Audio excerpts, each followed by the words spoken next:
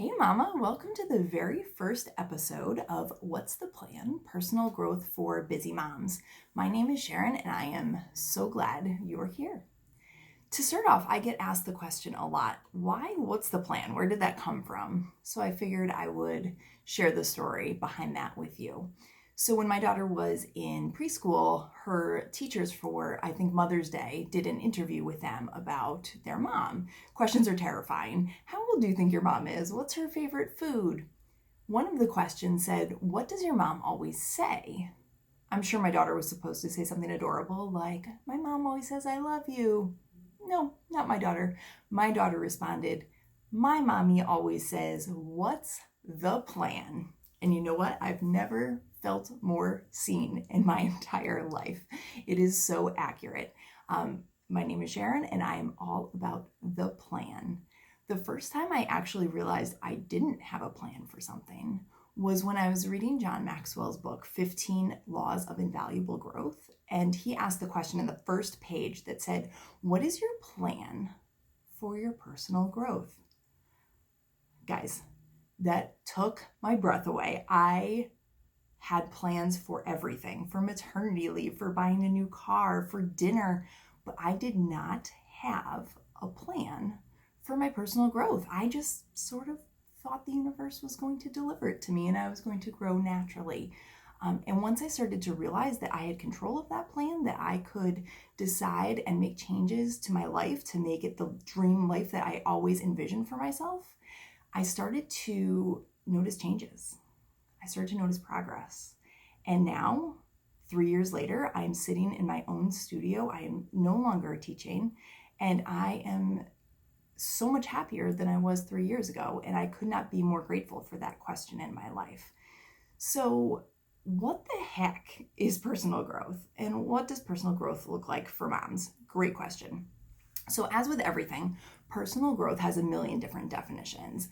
My definition is it is a learning journey where you focus on areas that you want to improve in your life or to become stronger in.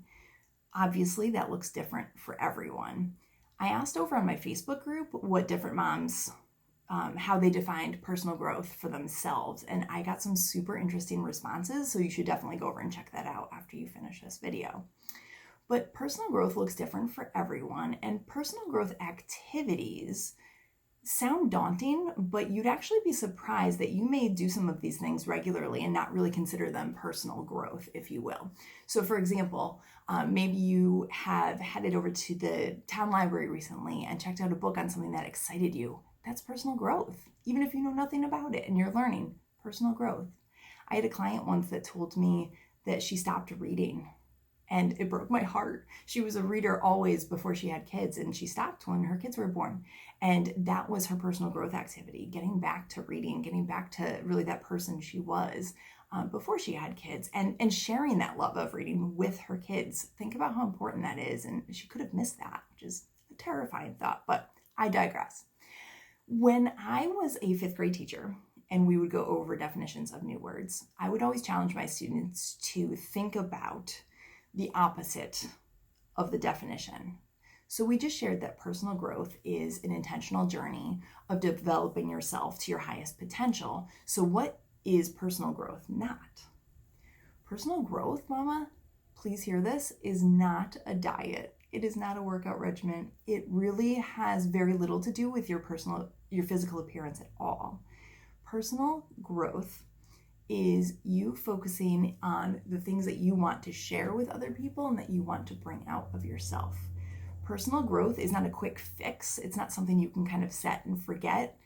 It's also not something, sadly, you can check off your to-do list. It's a continuous process that goes on all of your life. And I really want to encourage you to use your kids as motivators for this journey and not as excuses. How many times have your kids woken up early and you're like, oh, well, can't do the workout today. Kids woke up. No, that's using your kiddos as an excuse. How can you use them as a motivator? Because your kids woke up, they can see you work out today. Think about that. Share the process with them. You never want your kiddos to think that you just get where you are by chance, right? You work for it. So really making that process as transparent as possible for your kids as they follow along in your footsteps. So keep that in mind, Mama. There's lots of little eyes watching.